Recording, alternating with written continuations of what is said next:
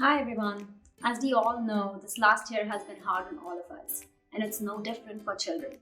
As we are stepping into Children's Mental Health Week this week, I'm going to focus the next 7 days on giving you guys 7 tips for children's mental health. Tip number 1: encourage expression of feelings.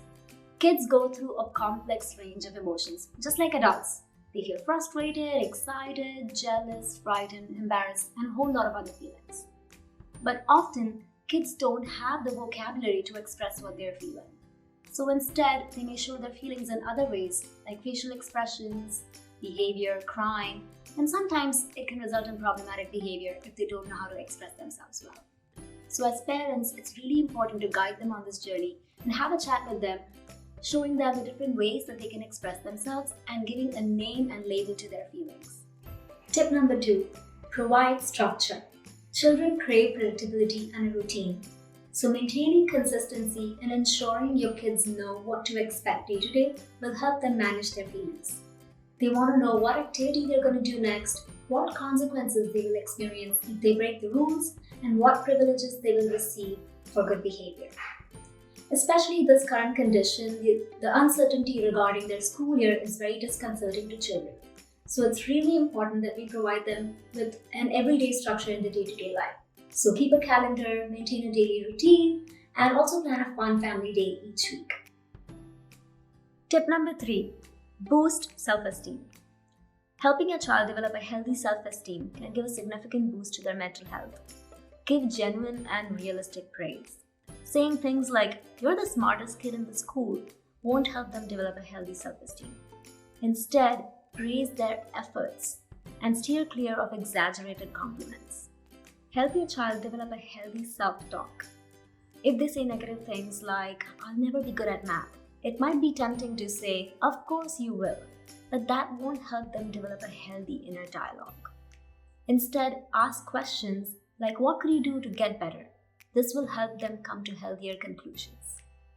And finally, if your child does come to you with a problem, resist the urge to jump in and provide a solution.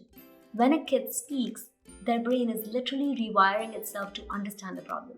So listening to them and allowing them to finish gives them a chance to process the question better and gives them a chance to come up with their own solutions. And being able to do things on their own and come up with solutions on their own will also help boost their self-esteem.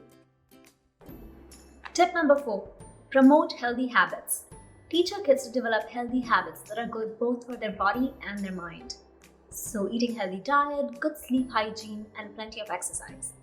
For physical exercise, find an activity that they really enjoy, whether it be team sports, gymnastics, or even dancing.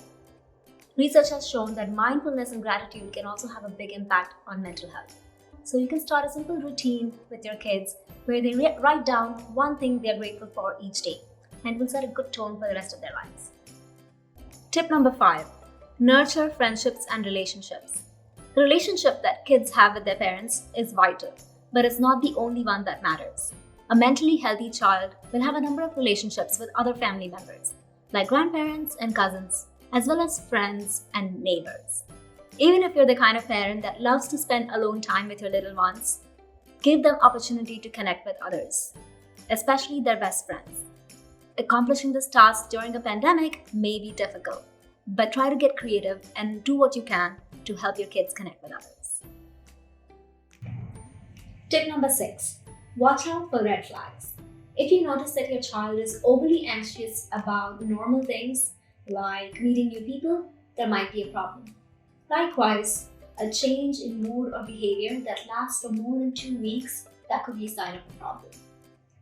With all the uncertainty around the current school year, be extra vigilant if you notice any changes in your child's sleeping habits, eating habits, or even if they seem more irritable.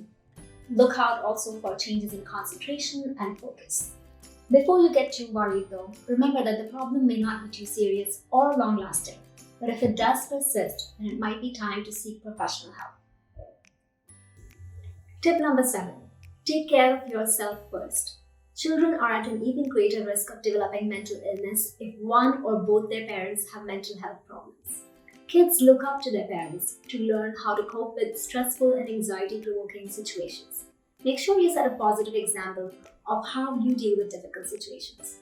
Make sure that your kids know that a mix of struggle and strength is normal for everyone. Research has shown that when a parent receives therapy for their mental illness problems, their children's mental health improves as well.